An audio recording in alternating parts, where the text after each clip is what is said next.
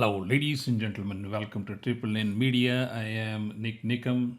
In this presentation, we are going to look at how to use the masking tool and the masking tool here or the adaptive portraits to change the picture that is coming raw from your camera.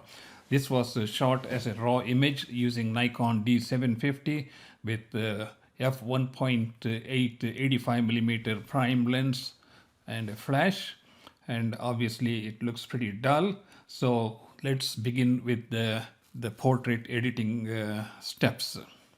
We can let the Lightroom do this automatically for us, and let's try and see what it does, and we'll go from there. So this is what Lightroom did, and if you go back, let me do Control Z, and I want you to look at all these dials here for a second.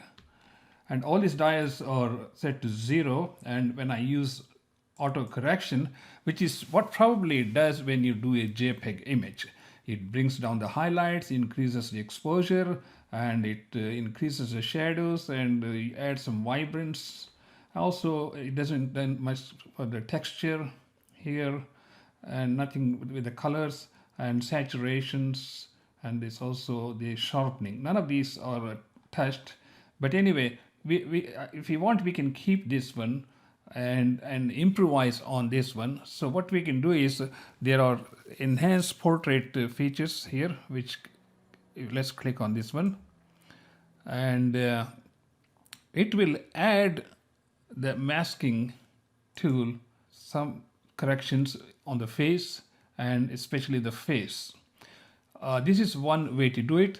The other way to do it, let me Control Z this one. You can use a masking tool, then we can select the person and it will show all these different parts. For example, let's say we want to work on the eye sclera. All right, then we can create a mask and just slightly increase the exposure. If you do it too much, it will look like way too much. I will just increase it to like maybe just a tag so that it looks better, maybe 65-70% depending upon each person. So that's one thing we can do. And then what's the other one we have? In this way, we can keep adding masks to, for example, let's select the person, and let's say we want to select the facial skin and the body skin and create a mask. Then we can play with this one. If you want to increase the exposure a little more, that's one thing we can do. Or we can play with the tint. You want to bring it down all the way yellow, and this will be too much pink. And if you want to just make it anything that you like, you select that one, and you can bring down the temperature if you like. That's going to make blue, and this is going to make yellow. So you just leave it just make minor adjustments to have natural skin tone. And there's another thing here which we can do to soften the skin, and that is just bring the clarity down a little more. It will soften the skin and the texture down. And one more thing we can do is we can sharpen some of the parts. So it's see, this is before and this is afterwards. Maybe the face is a little more overexposed, then we'll go back to take the mask off, and we can come down and then adjust the overall exposure if you want to bring it down. This is one way to do it. And let us back off and remove all these things. Control Z. I'm undoing all these things until we get to the. Now that's our starting picture. That's one way to do it. And if you want, as I said, you can just apply the auto here. What I would like to do is just trim this picture so that it is more like a real portrait. So you can see a little bigger picture. Okay, now we can apply the auto. And once it's done some basic changes, if you want to keep that one, that's fine. Or what we can do is I would say, look at enhanced portrait or just use glamour portrait, and I'm going to click on glamour portrait and see what happens. When I click on the glamour portrait and you come and click on the mask here, as you can see, it has selected practically every part of the image that we can manipulate individually. So let's say, let me zoom this for a second.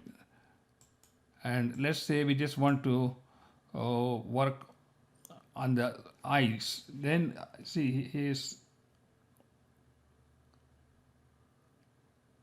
is the hair, this is the eyebrow, and this eyebrows. These are the sclera, and we can work on the sclera. So it increases it to 20%. If you want a little more, we can just go up, but we don't want to make it totally white because that's going to be extremely kind of scary image. So if you go back to 0, that's what it is. I will just increase it to tag like that much, and let's reduce the image size. So the eyes are done. So we can go to the face and we can work with the color here. We can either increase the exposure a little bit, or we can decrease the exposure, and also we can work on the texture, which it has already done somewhat, and we can maybe increase this. If you go all the way here, that will look like some models like it, but it's up to you. You can keep it at 30, 37, so it looks a little bit smoother. And same thing with the texture. It's just set to your imagination. This is before and this is afterwards.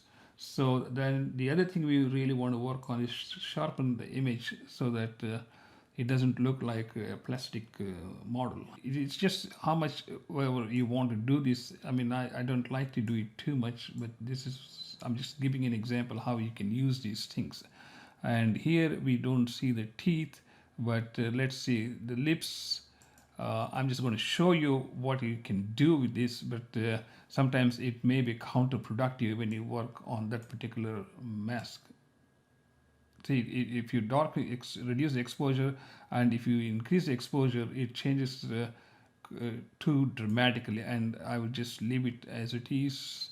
And this is the eyes, the iris, which I'm just going to show you what's going to happen. So if I increase it all the way, that's kind of it doesn't work very well with brown eyes. Maybe blue eyes, it will darken, and it darkens too much, so it's just not going to improve. One of the things we can do is to maybe reduce the saturation and see if that works. That's not doing anything. So this is one way where you can improve the eyes. Let's see here. You can try the sharpening one. Not a whole lot, so I wouldn't waste time on this one. So that's the one. The next thing we can do is hair. If you come to hair, and let's say you want to make the hair look a little bit more textured, we can increase the sharpness. See, if you look at the sharpness, maybe just a tag, it doesn't do, but you can increase the darkness, but I wouldn't do it too much, because if you bring the blacks, it looks like that, then it looks like a wig, so we don't want to. Or you can lighten up, just darken it a little bit. I'm just giving an example. So let's see if we reduce the exposure. That's not going to help. Or you want to lighten up the hair. That will make like gray hair. So it just ever so slightly, you can just increase this. And let's see what else we got here. Eyebrows. It's the same thing. So if you want, it's already dark, and if you want to lighten it, you can lighten it a little bit, or you can darken it all the way. That's how movie stars look in India. But it's up to you. But I'm just showing you what are things that are capable of doing by using this glamour portrait, which includes all these masks, so you don't have to individually create this mask and then work on these. So let's say we have some blemishes. Let's say we want to remove this spot. This is a very auspicious spot, but I'm just going to give you an example. So we can go to this brush here, and here you can see the brush. If you use these brackets, it reduces the left bracket reduces the size, the right bracket increases the size. So I just get a small size here, and let's see. So if you want to remove this, you can, it's gone. And also we can remove some of these spots here by using I can use it like a different I can use the same one. I can just increase the size of this, and we go back to the development module. So it removed some of those uneven spots, and if you want to remove this crease, we can use this brush. And now we go to the heel brush, and let me zoom this image. So with this heel brush, I can just remove just this crease. It didn't let me finish the job.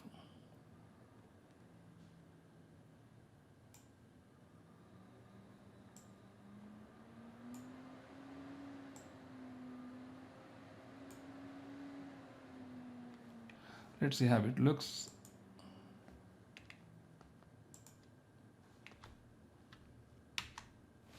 Okay, that's how it looks. And like there's a little spot here, we can try that one too. Little dark spot. I stay there. Okay, we can use this healing brush. What is this? Content remover. So I can just kind of spread this one. See what it does. Okay, that's better. So let's go to there. You can see it's beginning to look better. And if you want this a little more bump here, let's see if you can. We can soften the skin here. So what I would do is, let me just go back to my masking. Let's go to the face here and see if we want to soften this some more. Let's say we want to bring it down.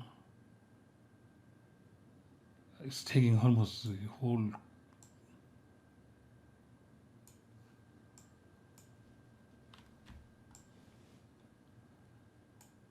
Anyway, so that's how I'm just showing you different things that can be done. And the best thing is to select one of these. I like this glamour portrait so that it will put all these multiple masks ready-made for you, and then you can play with those individually. And there is the picture, ladies and gentlemen. And this was before, when it came off the camera, the raw image. And now here is the finished product. But as I said, this is only limited by our imagination and how far we want to go. But I have shown you some basic concepts about using these adaptive portrait.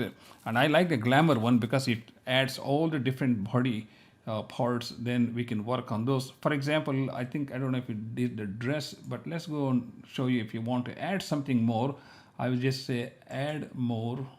And we go to the select subject. And let's say I want to increase the saturation of the dress. It's detecting the hair. And let's see how it does. Body skin, no.